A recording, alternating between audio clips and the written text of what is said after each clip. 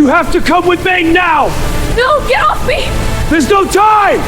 Someone! Stop struggling! Let me go! Not until you listen! You're hurting me! Trust me! Let go of me! We have to go now! Down! No, get out! When an 18-year-old girl was being brutally beaten behind a pulsing nightclub, soaked from the storm, blood mixing with rainwater on her face and collapsing against the wet brick wall, nobody moved. Not the bouncers at the side entrance. Not the smokers huddled under the awning. Not even the two men standing nearby who had been watching the alley for the last 10 minutes. The only person who moved was the man who had just stepped outside for air. The man nobody in that city dared to look at directly. He saw the fresh bruises blooming along her jaw. He saw her dark, wet hair plastered to her terrified face. And then he saw the tall, muscular man in dark clothing standing menacingly in the open doorway of the club, fists still clenched, watching like it was all just another night. "She's my girlfriend," the man snarled. "She's having one of her episodes.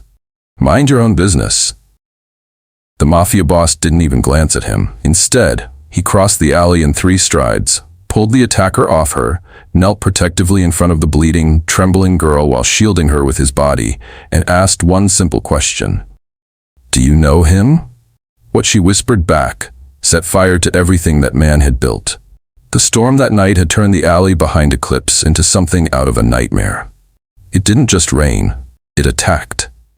Hammering the pavement in thick, unrelenting sheets, flooding the gutters, turning every crack in the asphalt into a tiny, rushing river. The neon sign above the club's side entrance flickered blood red, then electric blue, then red again, casting the puddles in a pulsing glow that made them look like they were bleeding. Inside, Eclipse was the kind of place where the music was always loud, the bottles were always top shelf, and the conversations in the private VIP rooms were never to be repeated. It was a stormy Friday night. The club was still packed, but the real business had already moved to the back offices. Sandro De Luca had stepped out the side door for a moment of quiet, the way he sometimes did. 46 years old, handsome, with a sharp jawline, dark hair gone silver at the temples, and intense eyes that seemed to carry the weight of the whole city. He wore a black suit, now soaking wet, the fabric clinging to his broad shoulders.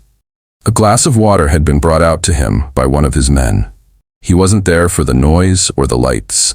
Across the alley, his second-in-command had been waiting, ready to update him on a shipment, on problems with a rival crew, on numbers that didn't add up. But Sandro wasn't listening. He was staring into the rain, the way he'd been doing a lot lately, standing in rooms full of people and hearing nothing. There was a heaviness in him that had settled decades ago and never left. A weight that pressed on his chest every morning when he woke up and every night when he tried, and usually failed, to sleep. His men noticed, of course. They noticed everything, but none of them said a word about it. They had learned a long time ago that there were doors inside Sandro De Luca that didn't open, no matter how hard you knocked. The storm that night had turned the alley behind Eclipse into something out of a nightmare. It didn't just rain, it attacked, hammering the pavement in thick, unrelenting sheets, flooding the gutters, turning every crack in the asphalt into a tiny, rushing river.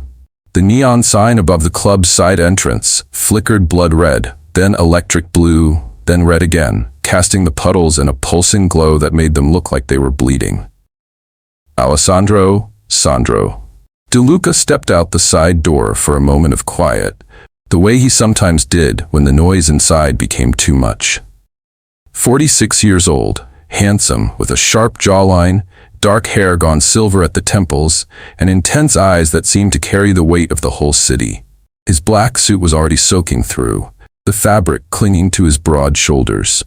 A glass of water had been brought out to him by one of his men, though he hadn't touched it. He wasn't there for the pulsing bass or the flashing lights. His second-in-command, Marco Rossi, leaned against the wall a few feet away, arms crossed, waiting with the patient silence of someone who had learned not to push. Marco was wiry and sharp-eyed, the kind of man who noticed everything and said little unless it mattered. He had been in the middle of updating Sandro on a shipment, on problems with a rival crew, on numbers that didn't add up. But Sandro wasn't listening. He was staring into the rain the way he'd been doing a lot lately, standing in rooms full of people and hearing nothing. There was a heaviness in him that had settled 28 years ago and never left. A weight that pressed on his chest every morning when he woke up and every night when he tried and usually failed to sleep. Marco noticed, of course. Marco noticed everything, but he didn't say a word about it. He had learned a long time ago that there were doors inside Sandro De Luca that didn't open, no matter how hard you knocked. Then the sound cut through the storm. A muffled cry, the wet slap of flesh against brick. A low, angry voice snarling words that didn't carry clearly over the rain. Sandro's head turned first. Marco straightened instantly, hand moving toward the inside of his jacket. At the far end of the alley, a tall, muscular man in dark clothing had a young woman pinned against the wet brick wall. He was slamming her shoulders back hard, fist raised again, shouting something about her never learning. The girl, 18 at most, was soaked through. Her dark wet hair plastered to her terrified face, wide, fearful eyes glistening with tears and rain. She wore a torn gray hoodie and muddy jeans, her hands raised weakly to shield herself. Blood already mixed with the rainwater running down her cheek. Nobody else moved. Not the bouncers near the side entrance. Not the small cluster of smokers huddled under the awning. Not even the two men who had been watching the alley for the last 10 minutes. The only person who moved was Sandro. He crossed the alley in 3 long strides. The glass of water still in his hand, rain streaming down his sharp jawline.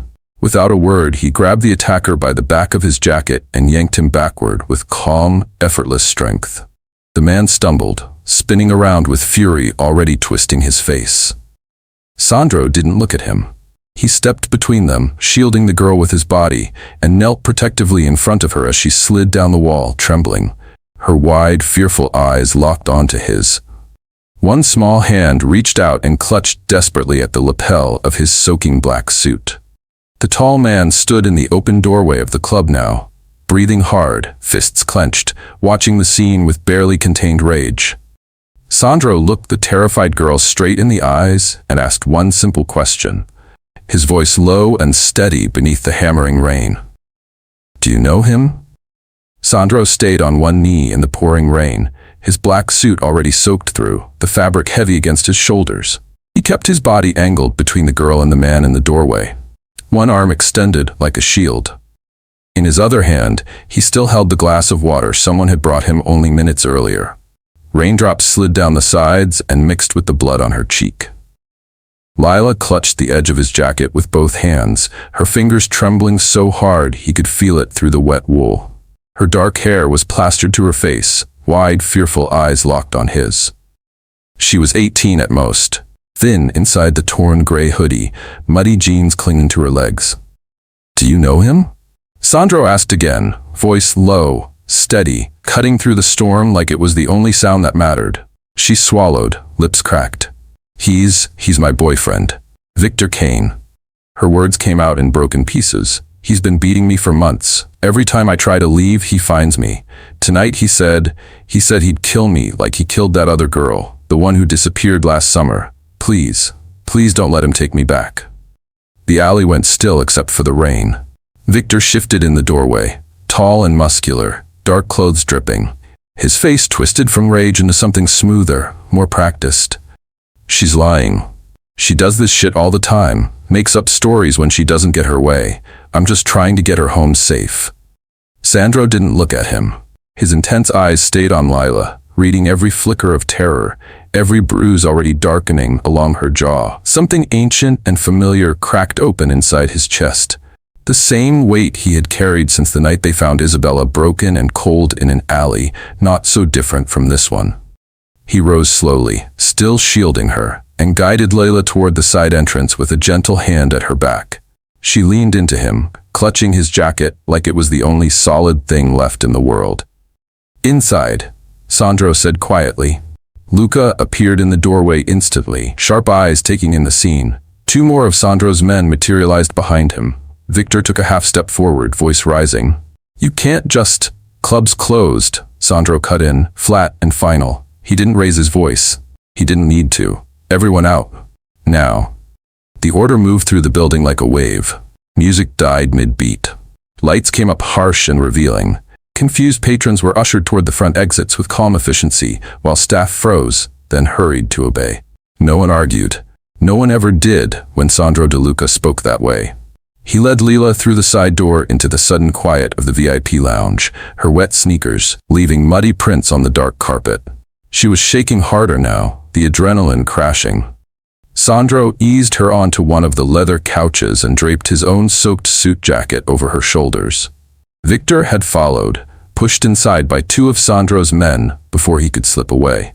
He stood in the middle of the emptying club, fists clenched, the confident snarl starting to crack at the edges. "You have no idea who you're fucking with," Victor growled, but the threat sounded thinner now, almost desperate. "She's mine. I'll have her back by morning." Sandro turned, silver temples catching the low light, sharp jaw set like stone. He looked at the man for the first time. "No," he said simply, "you won't." Outside, the rain kept hammering the alley, washing away the blood, but inside Eclipse, the night had already changed forever. The storm had eased into a steady drizzle by the time Sandro's black SUV pulled away from the alley behind Eclipse. Lila sat huddled in the back seat, wrapped in a thick wool blanket one of his men had produced, her torn gray hoodie and muddy jeans still clinging to her like a second skin.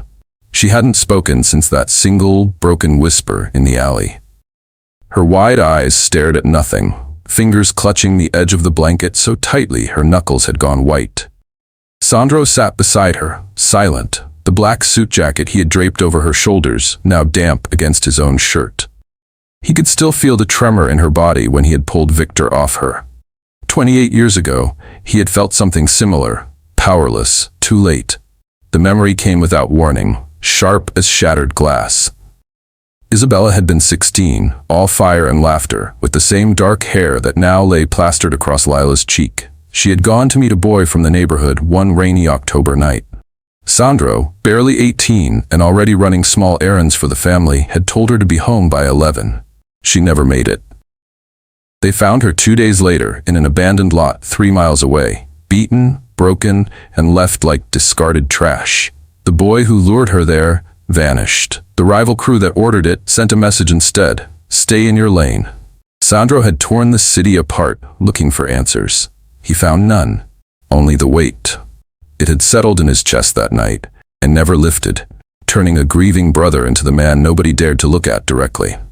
He blinked the memory away as the SUV turned onto a quiet street lined with brownstones. The safe house was one of several he kept. Untraceable, always stocked, always ready. Mrs. Rossi, a former nurse in her late 60s who asked no questions and saw everything, met them at the door with a soft light burning in the foyer. "Come with me, sweetheart," she said gently, taking Lila's arm. "Let's get you warm and dry." Lila hesitated, glancing back at Sandro. He gave a single nod, the kind that carried more weight than words.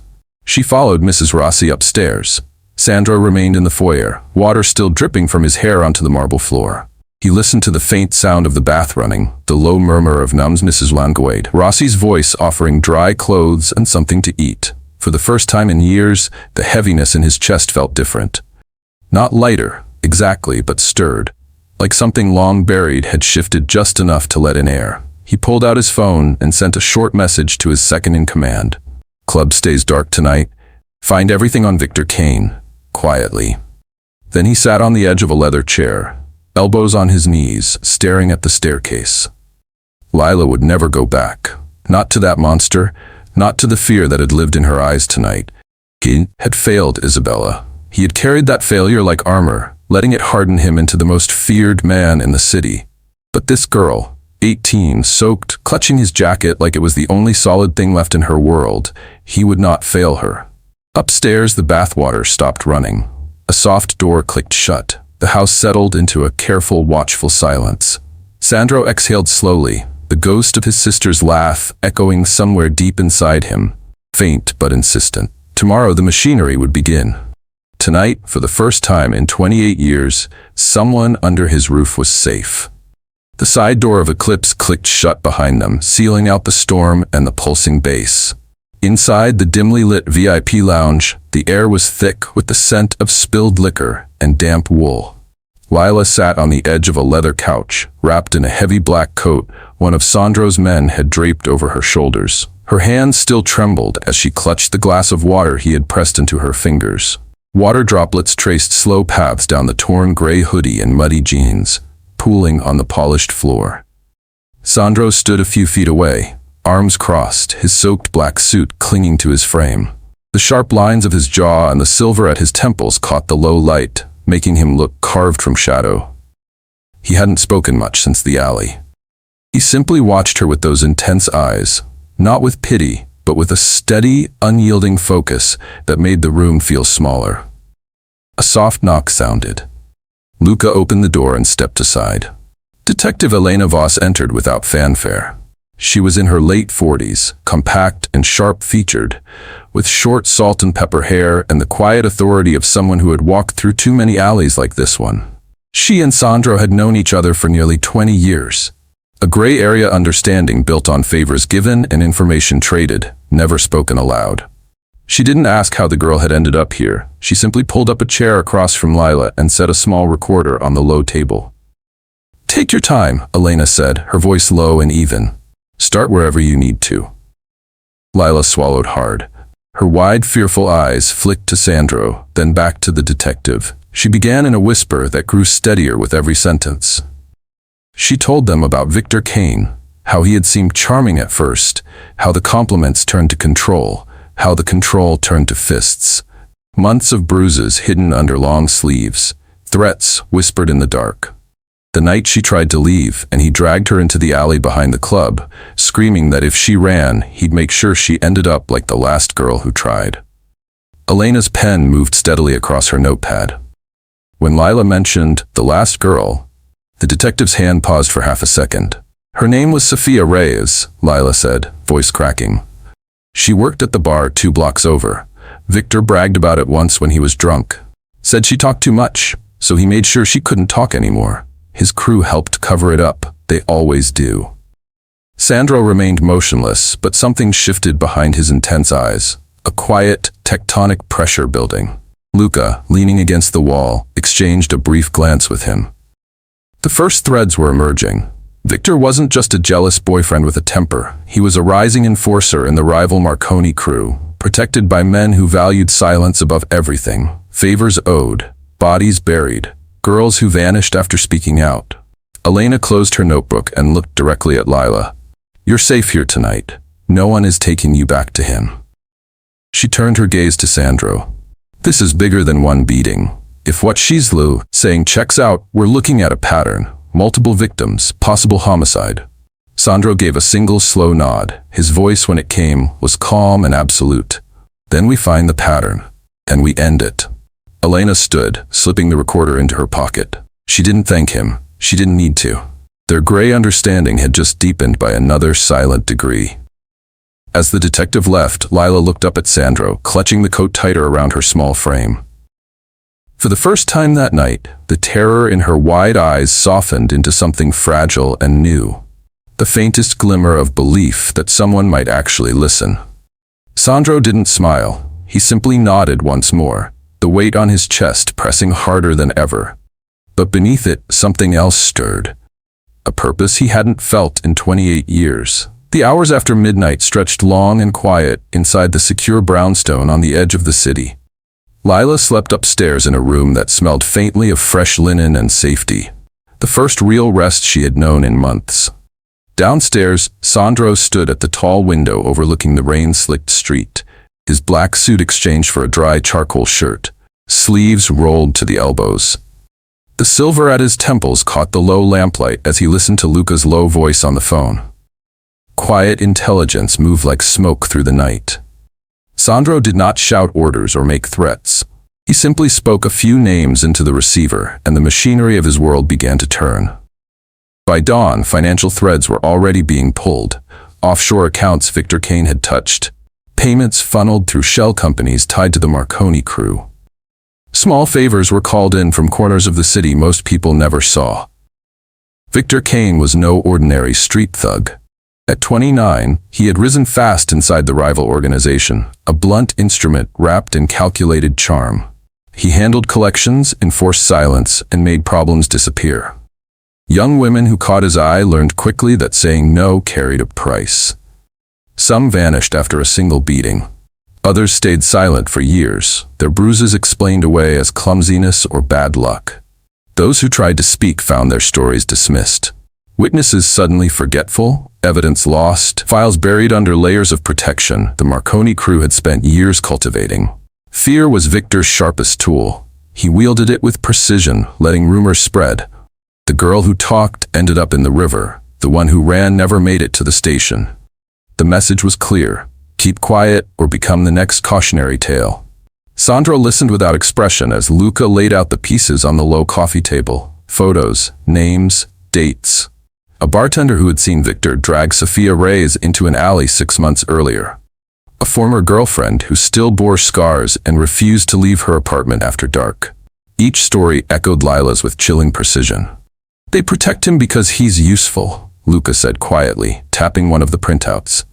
He keeps the lower ranks in line. Make sure no one steps out of the Marconi shadow. But useful men can become liabilities when the heat gets too close.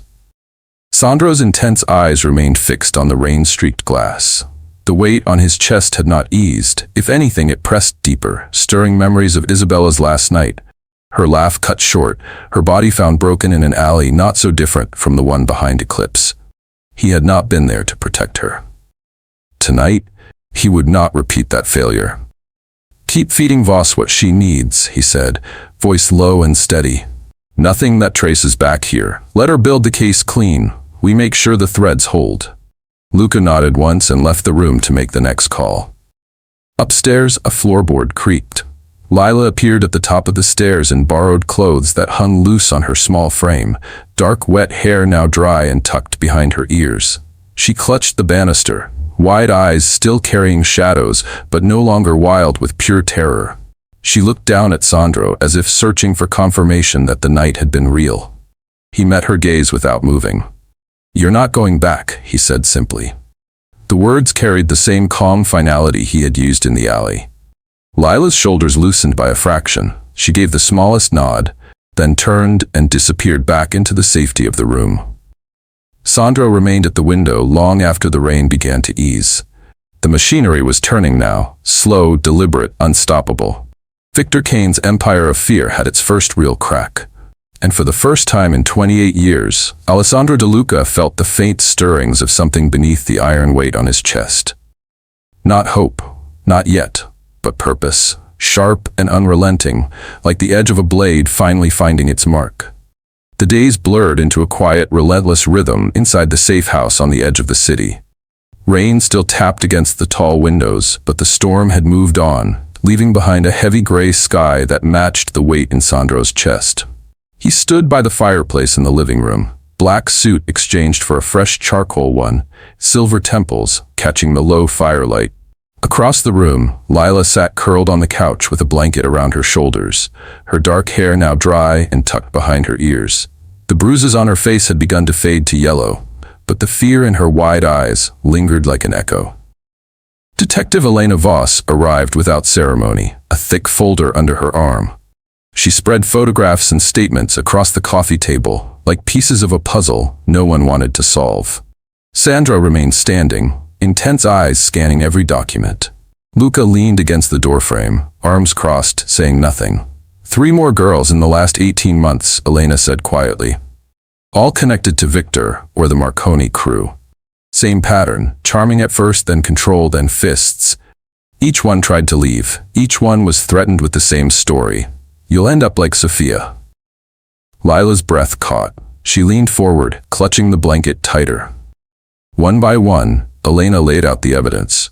Hospital records with injuries explained as falls, social media posts that suddenly stopped, hushed conversations with friends who had been warned to stay silent. The rival crew's protection ran deep.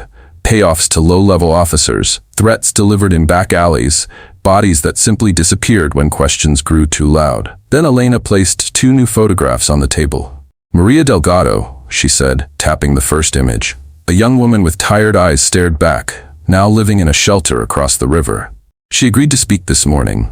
Victor broke her arm 6 months ago when she tried to end things. She still has the cast photos. And this one, Kayla Ruiz. The second photo showed a girl barely 19, currently in a halfway house upstate.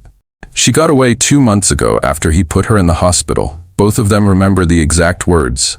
Try to run, and you'll disappear like Sophia Reyes. Lila's hands began to shake. She pressed them together in her lap. Dark, wet hair no longer plastered to her face, but the terror still fresh in her memory. He wasn't lying, she whispered. He told me the same thing the night he dragged me behind the club. Said Sophia talked to the wrong people, so he made sure she couldn't talk anymore. His crew helped dump the car. Sandro didn't move, but the air around him seemed to thicken. The flaw he had carried for 28 years, the sealed-off heart that had let his sister Isabella die without him there to protect her, cracked open another inch. These girls weren't abstract victims. They were Lila, sitting right in front of him, clutching the edge of the blanket the way Aurora Val had clutched his jacket in the rain. They were Isabella, 28 years too late. Elena closed the folder. With their statements and the medical records, we have enough to link Victor directly to Sophia's murder. The pattern is clear now. He didn't just beat them, he owned them, and the Marconi crew made sure no one could touch him. Sandro finally spoke, his voice low and absolute, the same calm tone he had used in the alley. Then we make sure they can never protect him again. Lila looked up at him, her wide, fearful eyes meeting his intense gaze. For the first time since that stormy night, something besides fear flickered there. A fragile spark of hope. Sandro felt the iron weight on his chest shift, heavy as ever, but no longer immovable. Beneath it, something small and determined began to push through the darkness. Elena stood, gathering the papers. I'll bring them in tomorrow, quietly. No one needs to know they're talking until the warrants are ready. As the detective left, the room fell into a thoughtful silence, broken only by the soft crackle of the fire. Sandro crossed to the window and stared out at the gray city. The protector he couldn't be, for Isabella now standing guard over a girl who might finally let him begin to heal. The rain had finally eased into a thin, persistent drizzle by the time the unmarked vans rolled up outside the Marconi crew's warehouse on the edge of the docks. Dawn was still an hour away, but the city already felt awake with tension.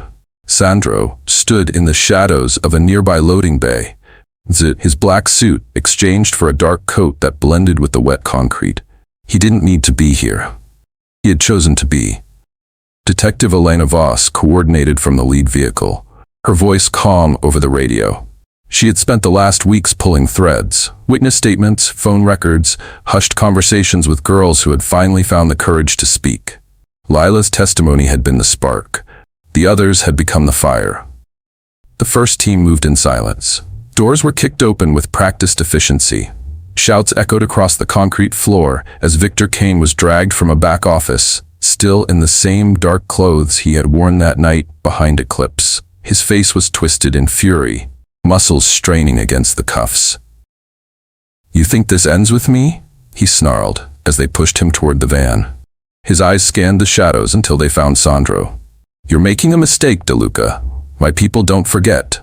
You touch one of us, we burn everything you love."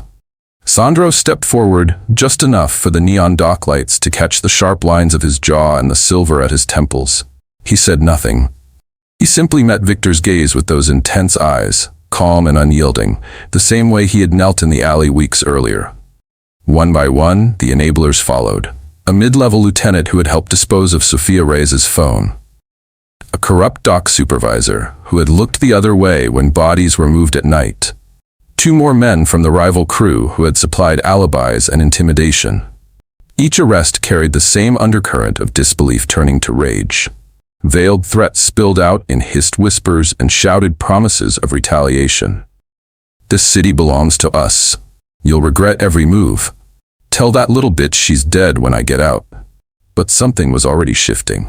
As the last van door slammed shut, Sandro's men reported the first cracks. A low-level associate had quietly slipped away rather than risk being caught in the sweep.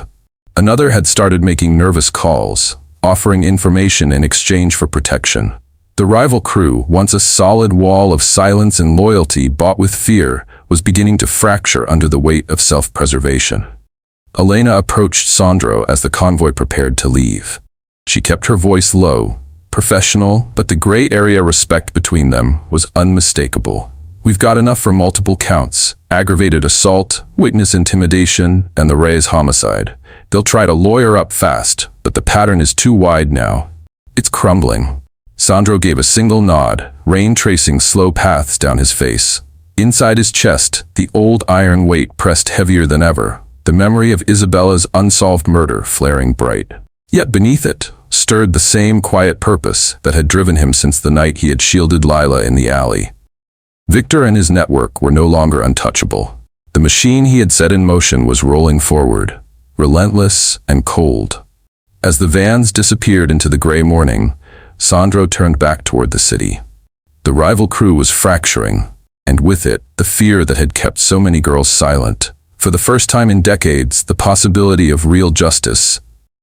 Not the kind bought with money or muscle, but the kind that stuck, felt almost within reach. He allowed himself one slow breath. The weight had not lifted, but it had begun to crack. The courtroom was sealed from the world, heavy oak doors locked, blinds drawn against prying eyes. Only the judge, the attorneys, essential court staff, and the jury remained.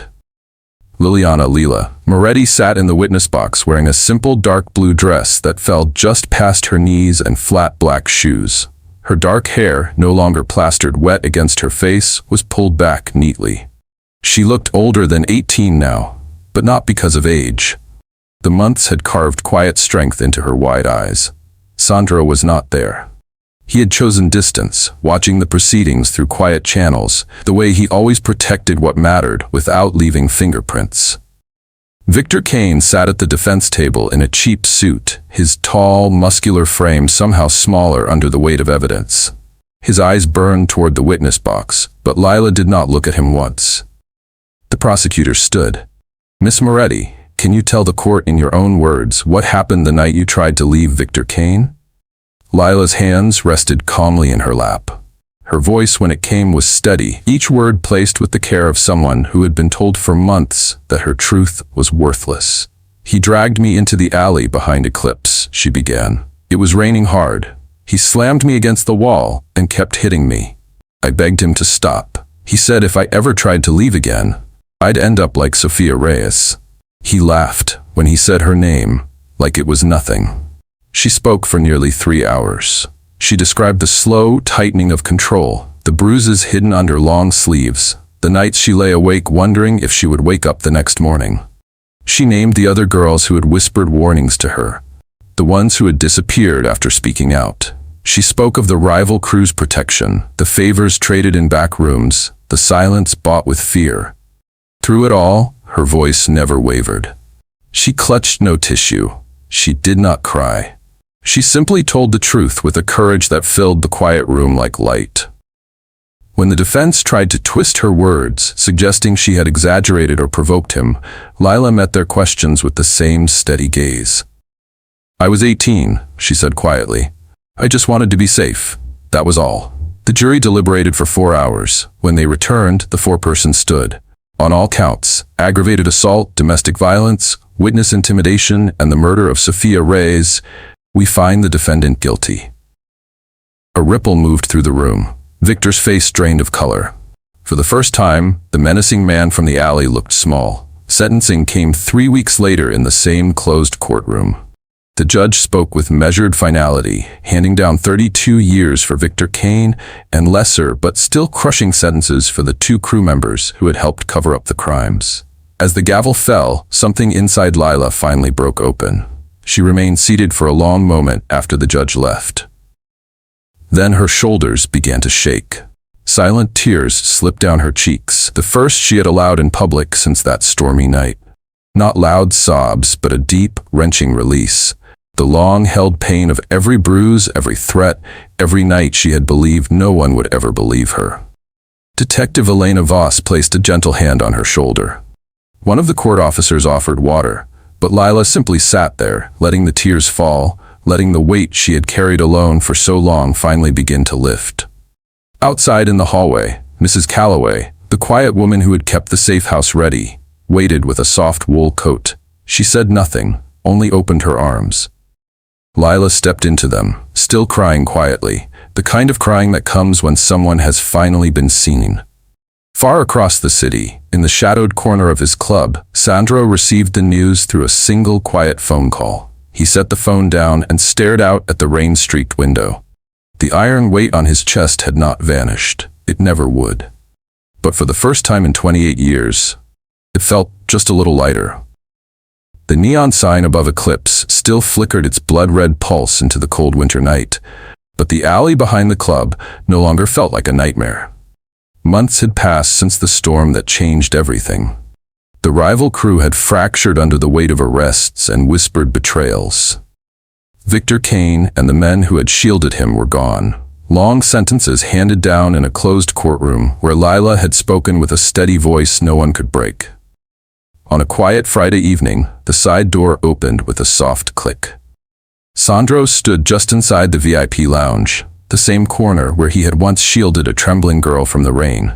His black suit was dry now, the sharp jawline and silver temples catching the low light as always. The heavy weight that had lived in his chest for 28 years had never fully lifted, but it had shifted, subtly, like a stone settling deeper into riverbed silt. She walked in without hesitation. Lila Moretti looked nothing like the soaked, terrified girl who had clutched his jacket in the alley. Her dark hair was clean and softly styled, framing a face that had filled out with health and quiet confidence. The wide, fearful eyes were still there, but they carried light now instead of shadows. She wore a simple navy coat that fit perfectly, jeans without mud, and boots that clicked softly on the polished floor. No bruises, no trembling hands. Sandro didn't move. He simply watched her approach, intense eyes steady. Lila stopped a few feet away. For a moment, neither spoke. The club's distant bass hummed like a heartbeat beneath the silence between them. "I enrolled in community college," she said softly, her voice clear and warm. "Social work. I start next semester. I wanted you to know." She reached into her coat pocket and pulled out a folded piece of paper. Her fingers brushed his as she placed it on the small table beside him. The note was handwritten in careful, slightly uneven script. Sandro didn't open it yet. He only looked at her. "You asked me if I knew him," Lila continued, her eyes meeting his without flinching. "That night in the rain. Nobody had ever asked before. They just told me to shut up, to stop exaggerating, to go back to him. But you knelt down in the storm and asked. That was the first time in years anyone treated me like I mattered. You gave me a door when every door was locked. Thank you." She smiled then, a small, genuine curve that reached her eyes. Sandro felt it happen. Not redemption. He knew himself too well for grand words like that. Not absolution. Those belonged to cleaner men. But the iron weight that had pressed on his chest since the night his sister Isabella never came home, it shifted. Not gone.